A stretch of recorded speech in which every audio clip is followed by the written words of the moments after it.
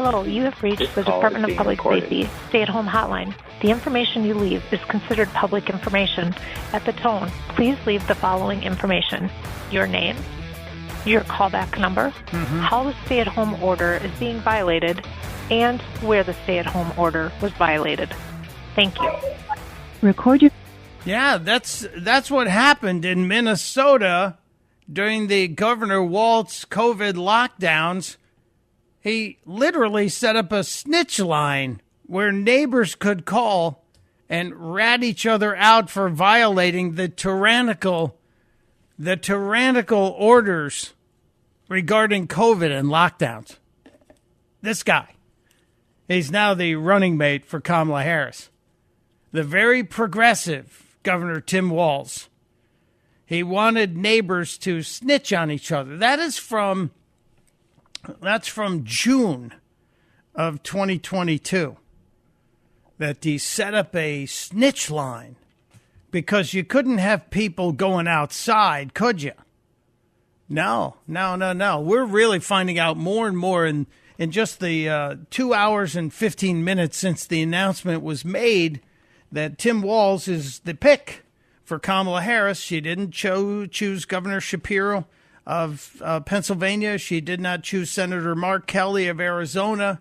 She chose a super progressive who thinks that Trump and Vance are weird. He's the guy who coined the weird thing. And he also thinks most of rural America, most of those red states, he thinks they're mostly rocks and cows. Seriously, that's what he said. Governor Tim Walz talking about those red states. You know, you see those maps, red and blue, and there's all that red across there, and Democrats go into depression over it. It's mostly rocks and cows that are in that red area. So it's mostly rocks and cows. You know, you got to write off the red states. Rocks and cows, we'll deal with that. So not only weird, but rocks and cows. That's who Trump and Vance have to run against. J.D. Vance will be speechifying in about an hour in Philadelphia. He is scheduled to go to South Philly and give a campaign address. And then later today, Kamala Harris will arrive in Philadelphia with her running mate, Governor Walz, and they will have an event in Philadelphia. Now, there's supposed to be a really, really raging storm happening. So we'll see what comes of that. It promises to be a very interesting day weather-wise. And we might have some campaign fun. We still don't have an idea as to when a debate might happen. Donald Trump wants it on the 4th. Kamala wants it on the 10th. There's talk of the 18th of September. And Fox News and ABC News all fighting it out. We'll see what happens. Keeping an eye on the markets. They look like they're having a little bit of a recovery today after yesterday's disaster, following 2 other weekdays in the stock market in Japan, having its worst day pretty much in its history. It looks like we were down almost 1,100 points yesterday. We're back up about 400 today. And there was an interesting case as relates to Google and its dominance in the tech world as a search engine. They got a big hit when a judge found that its ad business and its search business violated antitrust laws. This was a District of Columbia judge sided with the Justice Department and a group of states that said, hey, they're just too strong. It's monopolistic. And the writing from Judge Amit Mehta said that Google is, quote, a monopolist, and it has acted as one to maintain its monopoly. Now, if these findings are upheld, it could sit on the contracts. It could destroy the contracts that Google has had for years that gave it a dominating position in the search engine world. Initially, Google's stock was down a little bit. It seems to have ticked up again today. We'll see what happens. They've got a lot of money to hire a lot of lawyers.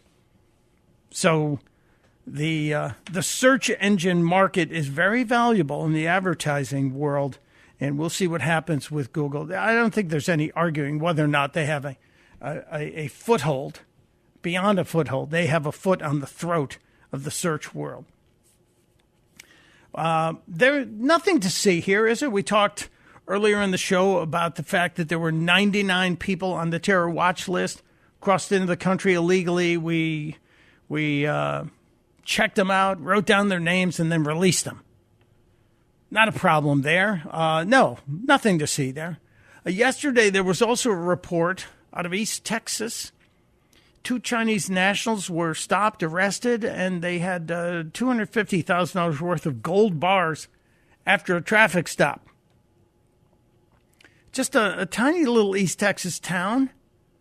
They were pulled over, and these two military-aged individuals were found to have $250,000 worth of gold bars on a traffic stop. And there was a communication problem. They had to use a translator app to find out what was going on here. I'm just saying, can we please keep an eye on the reported millions of people of military age who've crossed into this country? And let's talk about the problem they might impose if suddenly orders came out. Now, does that sound conspiratorial? Maybe a little bit. But can't we be a little smart about things? The other story that I mentioned very early in the program, I should touch on it here today. California did something a few years back when they banned the single-use plastic grocery bags. And many other states followed. This is part of the problem with Democrats and their sheep-like nature. When a Democrat state like California does something, there are a handful of states that follow lockstep with them. For example, when California says, we're going to get rid of those pesky gasoline and diesel-powered cars and we're going to replace them with these battery-powered cars, then you suddenly have states that say, okay, we'll do that too. And they just pick up the same legislation and say, we'll follow California without looking into it. And what happens? Then somebody wakes up and says, well, this isn't good legislation. This is not a good idea. Nobody thought about the consequences. In the case of single-use plastic bags, yeah, California banned them in 2016.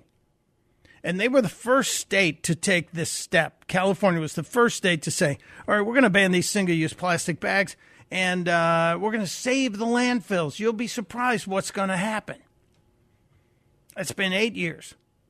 8 years. And what did people do? They were forced to purchase the other thicker, durable versions that we were told people would reuse them dozens and dozens of times. That's not really happening. Most of the people are not reusing them dozens and dozens of times. And when they are being thrown away, guess what? They can't be recycled. So now the total amount of trash from plastic bags that California sends to landfills has never been higher. I just want that to sink in. Remember the little single-use bags that we got at the grocery store? They were the plastic bags. They were so easy to use. You could put a lot of stuff in them and carry them home. And maybe when you took them home, maybe you used them if you were a dog owner when you walked your dog to pick up the poop. Or maybe you used them for other things. Or maybe you actually recycled them. California's move to demonize single-use plastic bags, which spread across the country and has hit so many communities and forced people to buy those thicker plastic bags with the branding on them from the stores that they represent, has done the exact opposite of what it set out to do. California's landfills now have more plastic bag refuse than ever before. So well done, California. Just really good job on that one. You guys knocked it out of the park. I'm just saying, we now have a candidate, a running mate for Kamala Harris, who's one of these progressives who wants to do all the things that California does. So, yeah. No, thank you. No, thank you. Bring back my little single-use plastic bags and we'll have less trash. And the other thing about the bags that they sell you from the store, is anybody washing those out? Does anyone see how nasty those get after a few uses? I have so many stories I want to get to. Somebody in Denver called in earlier. Our phones are down today on the Chris Plant Show. Mike Opelka here for Chris Plant. One more day. We're having a little phone trouble today, so we won't be jumping in on the phones as often as we did in the previous 8 shows. But I do want to try and answer some of the questions. David in Denver said, Kamala kakistocracy. Yes, it was about a week ago. Someone called in and said, we talk about kakistocracy on the show all the time. Kakistocracy is government by the worst possible individuals, comes from the Greek. And just as aristocracy was meant to be government by the best possible individuals, kakistocracy is government by the worst. We're calling it cackleistocracy because of Kamala's cackle. So it's a cacklestocracy from Kamala Harris. Nick asked, will we win gold in breakdancing in the Olympics? I don't know. I just looked it up, the breakdancing schedule. I had no idea. I don't know if we're going to win gold, but apparently something called the B-Boys Round Robin is scheduled to start today. Do they bring out a bunch of old refrigerator boxes and put them in the floor and then people spin around on them? That's one of those sports that I don't think I can understand. I already have enough trouble understanding how they score the gymnastics. So I have no idea what's going to be going on with the breakdancing. I can understand basketball because the points are on the board. I can understand volleyball, both beach volleyball and indoor volleyball, because the points are on the board. I don't know if I'll ever understand the scoring for breakdancing or the fact that we're giving out Olympic medals in breakdancing.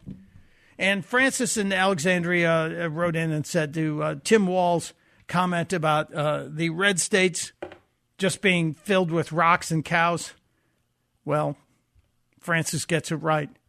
Rocks and cows are smarter than Democrats. That needs to be a bumper sticker. And we will talk about that. I do have to get to the comics for Kamala. If you did not hear earlier, there was an event last night online that happened, and it was Comics for Kamala. It was the brainchild of one Eric Swalwell, who I guess he thinks himself funny. Maybe he's like a vaudevillian kind of a guy. Didn't he rip one on MSNBC when he was live on MSNBC? But he announced this a couple days ago. The team that has the most fun in sports and politics is the team that always wins. And that's why I have launched Comics for Kamala, a live, free Zoom. And so you're going to see your favorite comics talking about the importance of this upcoming election. Yes, and nothing says intelligent political discourse than comedians online. When we get back, I'm going to play you one of the clips from one of the comedians, and I'm using air quotes with my fingers here. And prepare yourself. You might herniate yourself with laughter over what you're going to hear, or you just might be bored to tears. Just saying. It's Mike Opelka in for Chris Plant on The Chris Plant Show. You're listening to The Chris Plant Show.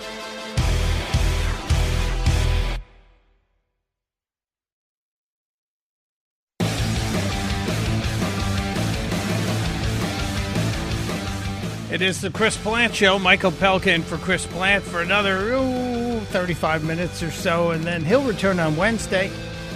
And you'll get the whole story of the vacation and what happened around the world while Chris was on his vacation. There's a lot going on. Governor Tim Walz of Minnesota is jumping on a plane that we have chartered. We have paid for to fly him to Washington, D.C., has a Secret Service detail surrounding him. He is Kamala Harris's selection for her running mate. And Jeff and I were just talking about this during the break, Jeff Wolf and I. He looks a lot older than 60. And Kamala Harris is almost 60. And it's just a little bit of a shock to learn he was 60, and maybe she just looks younger than her age. We'll see. And we don't know a lot more than his record. His political record as governor for 5 years in Minnesota.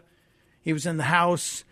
He also claims that he was the best skeet and trap shooter in the House of Representatives. We don't know anything more about his family.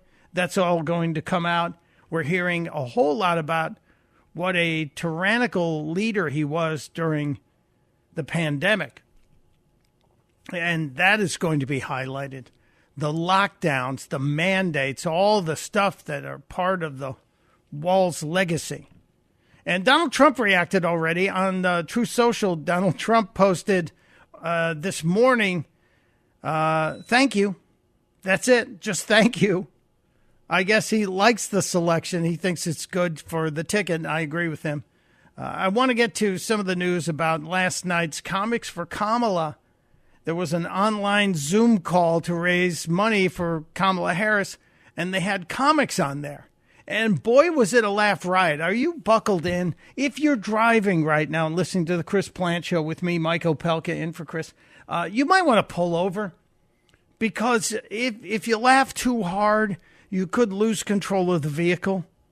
And nobody wants to be the cause of accidents. Here's a little bit from Ben Stiller, a guy we consider to be a funny guy. He's a very good actor. He's a very funny actor. At least I find him to be funny and entertaining. But, you know, when you get Comics for Kamala, you better prepare to bring the funny.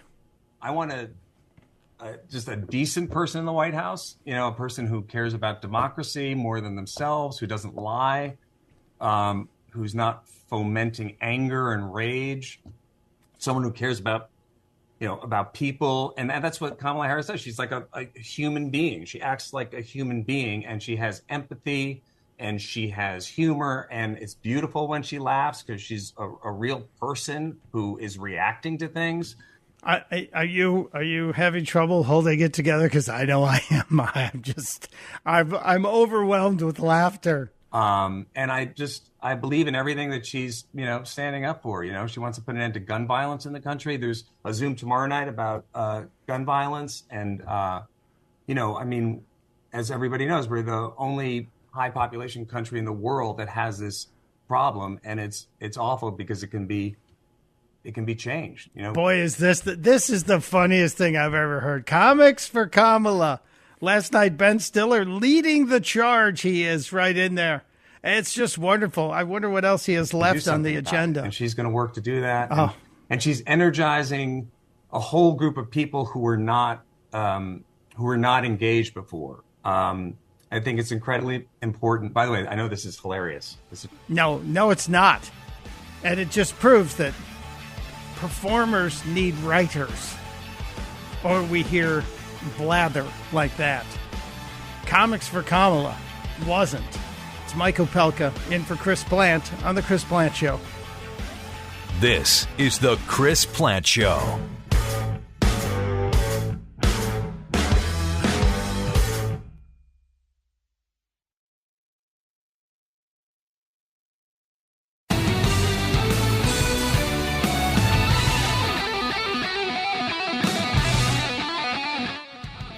It is the Chris Plant Show. Thanks for being here. Mike Opelka, my name. Chris returns tomorrow.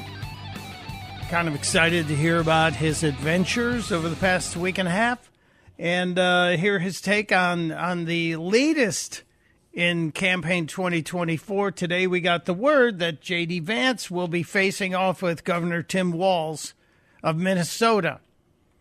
A proud progressive, a super liberal. In fact, I was just looking over the policies of Governor Walz of Minnesota. He's been there since 2019. He does not support fracking at all.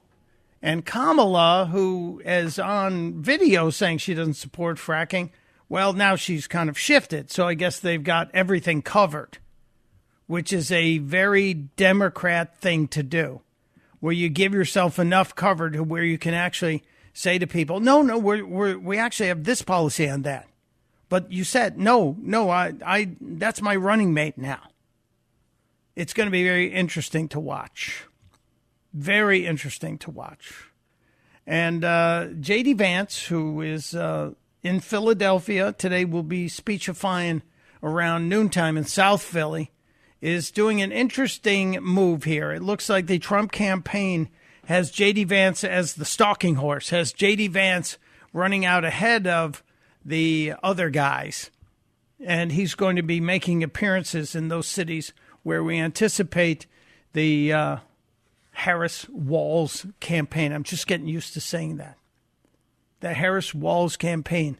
The most woke campaign, or can we call them the wokest? Are they the wokest? Kamala, this clip just appeared, and it's wonderful, so I'm sure you're going to be seeing it in a campaign ad. You know, we have to stay woke. Like, everybody needs to be woke. And you can talk about if you're the wokest or woker, but just stay more woke than less woke. Yeah, the cackle. It's the cackle. She has suppressed the cackle of late.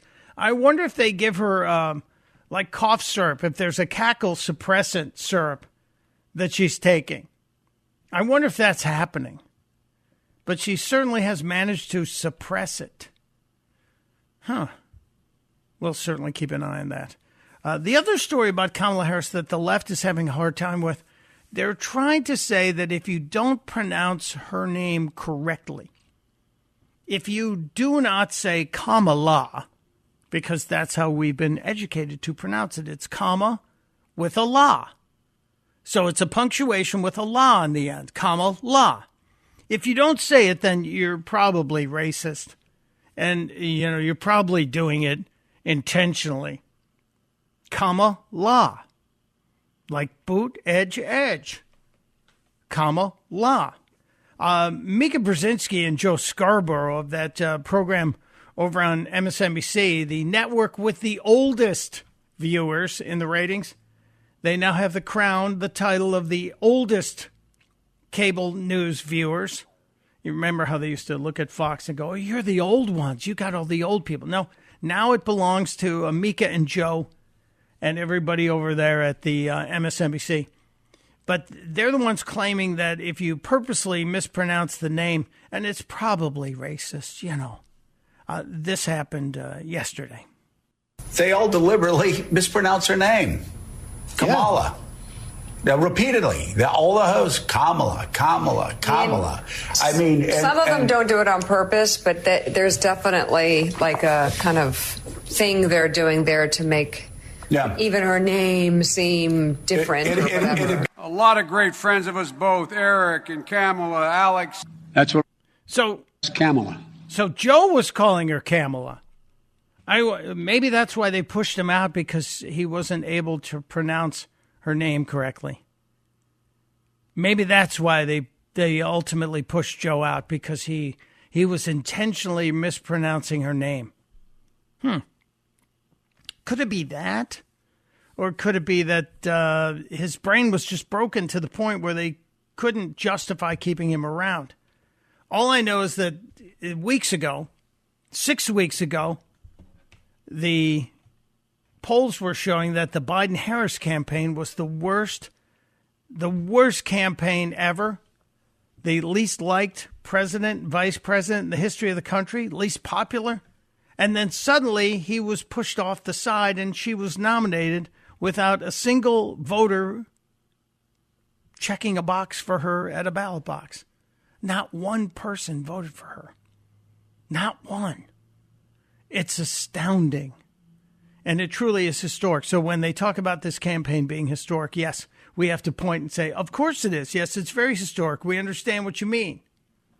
I also stumbled into something from 2020, especially as we are monitoring what's going on in the Middle East. We're monitoring the fact that an American base, a base in Iraq where Americans have occupied it, was hit by rocket fire by militant, radical terrorists sponsored by Iran.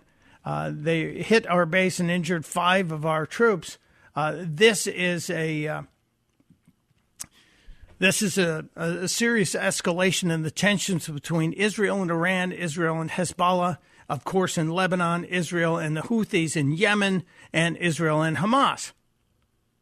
But I'm old enough to remember when Joe Biden, back in 2020, was telling us that Donald Trump, if reelected, would start a war with Iran. Think about that for a minute, especially when we look at what's going on today, where we are today. And we've told the Israelis that you should be ready for a massive attack from Iran and maybe from 3 different fronts. But this is what happened in 2020. This was Joe Biden talking about Donald Trump. The world has changed because of what Trump has done. And the American people, including independents and some Republicans, know how bad he is, know how much he's misrepresented, know how he's getting close to getting us in a war. I said, as the walls close in on this man, I'm worried he's going to get us to war in Iran. Unfortunately, I may have been right. The fact of the matter is there's a lot at stake in this election. Yeah, there's a lot at stake in this election. Fast forward 4 years later from that in 2020. And which party, which candidate, which political operatives have gotten us into a war or almost gotten into a war with Iran? It certainly looks like it is the Democrats. And there's no two ways about it. No two ways about it. For those of you that didn't know, the phone system is giving us problems today. We have a ghost in the machine. They're working on it. I don't think it is working again yet. If it is, we'll get to it. Some of you are writing in with questions or calling in with questions. Jane is on the phones and posting them up for me. Donna in Frederick, Maryland, one of the regulars, saying the polls about Harris are fake. Well, the polls are the polls, and we have to take the polls as we see them. And if the polls are telling us this election is still close, and that's kind of what they're saying right now. However, the swing state polling seems to be holding up for Trump. Most of the swing state polling, with the exception of Wisconsin, are holding pretty strong. And that's because it's based on economy, it's based on security, it's based on the border. And in those swing states, I think you're going to see solidifying in the coming weeks, especially after the first debate, whenever that is. Jim in Naperville, Illinois, listening, no doubt, on the great WLS, writes, you got to pronounce Harris's name correctly. It's not Kamala, it's Kamala. Kamala. I like that. We will take that. We will take that under advisement. Maybe we will impose that pronunciation on everybody. I think that's a very good idea.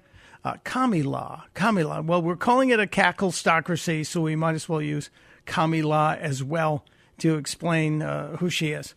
Wait, there's another one coming in here. Questions. I wish I could go to the phones and take your calls, but I can't.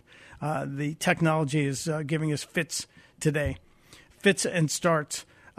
Issues with reusable bags and air conditioners. Yeah, there's going to be a lot of discussion about what we shared with you earlier in the show, that California, which imposed the ban on single-use plastic bags, now has more plastic trash in its landfills because people aren't reusing those grocery store sold thicker plastic bags, and they can't be recycled.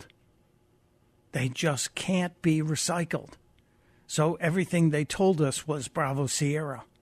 Everything they promised us about those bags going to save the environment, it just wasn't true. So now we can point a finger at them and accuse them of lying to us. It is an important deal. A couple of other stories that are catching my attention today. We talked about the Wall Street situation. And yesterday's huge drop in the Dow Jones and the NASDAQ and the Standard & Poor's were a concern that there is a problem in the economy. And that problem is going to be inflation and maybe, just maybe, a little bit of a recession. We've had a cratering in our gross domestic product, or GDP. And right now, unless there is a big change in the prime rate, which a lot of people are calling for an emergency cut, it looks like Wall Street may have stabilized a little bit. The Japanese markets rebounded 10% in one day, and the fear index on Wall Street, known as the VIX, The fear index yesterday was at its highest level since the pandemic plunge. And the volatility index is at least calming down a little bit. Today it was at, I think the number was 40, which is a dangerous thing. The day before, it was down at about 23 on the VIX, and now it's back to about 27. So everybody seems to have calmed down a little bit. So we can relax a little bit about the Wall Street issue. I would say take a breather. Let's focus on other things. The Secret Service story, which I talked about earlier. The former Secret Service chief, remember her, Kimberly Cheadle, the one who stepped aside after the horrific testimony where bipartisan anger surfaced, saying, how could you guys have let the former president, current candidate for the presidency, be almost killed? And when we questioned and got basically no answers, both sides of the aisle called for her to step down. And now we are hearing from at least one member of the Uniform Division of the Secret Service who was assigned to initially investigate that cocaine incident at the White House. He told his supervisors, which included Director Cheadle and Ron Rowe, the guy who's currently the acting director of the Secret Service, he was deputy director then, that he wanted to follow certain crime scene investigative protocol. So he wanted to take the usual crime scene protocol. You have cocaine found in the White House. And here's one of the members of the Uniformed Secret Service team who said, I would like to investigate this as a crime scene, which is what you would do, what you normally would do. He was taken off the case. This is from the reporting on Real Clear Politics. The Secret Service spokesperson has denied that either Cheadle or Rowe or anyone asked for the cocaine evidence to be destroyed.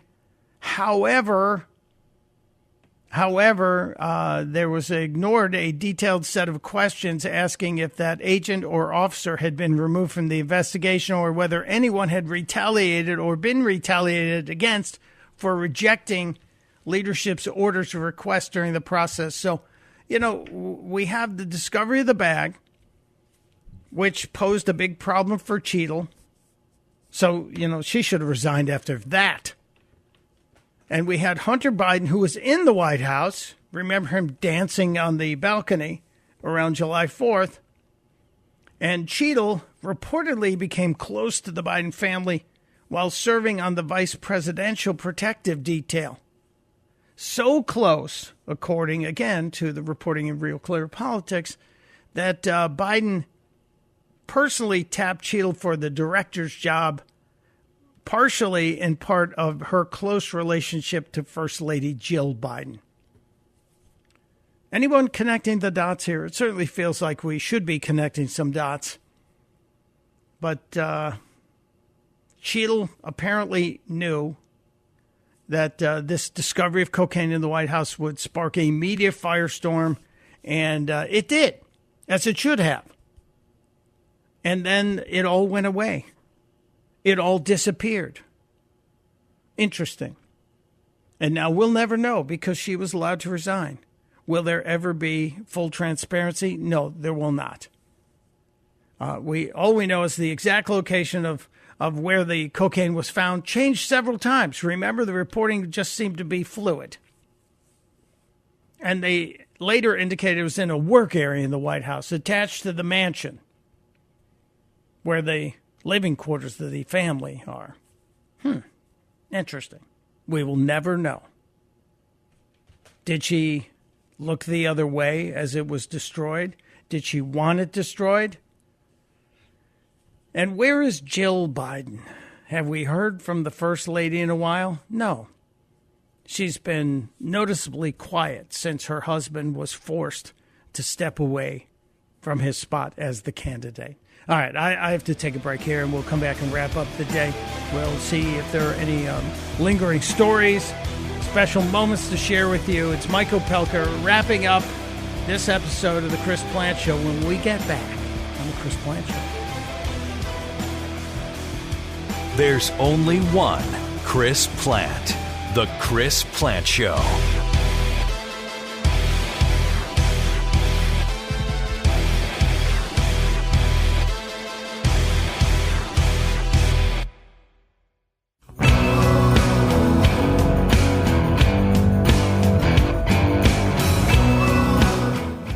It is the Chris Plant Show. Mike Opelka, that's me wrapping up my stint here covering Chris during his vacation. So many of you have reached out. One of you wrote me yesterday and said, hey, what's the deal with at the end of the show?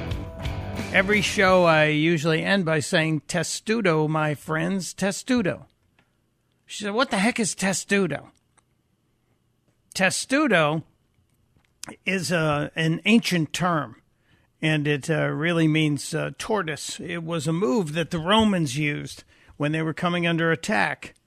And they would yell, testudo! And they would all gather together and put their shields over their heads, interlocking them and making a protective barrier. And in these days when conservatives are under attack, I always say it's time for testudo. We must get together and form a protective shield around all of our members to make sure we can win this. So that's what testudo means. Now, what about Tim Walz? The reactions are already coming in. And the Trump team already had an ad ready. And this is just unbelievable. The Trump team came out with a brutal ad that explains who Tim Walz is. And they do it by talking about his policies.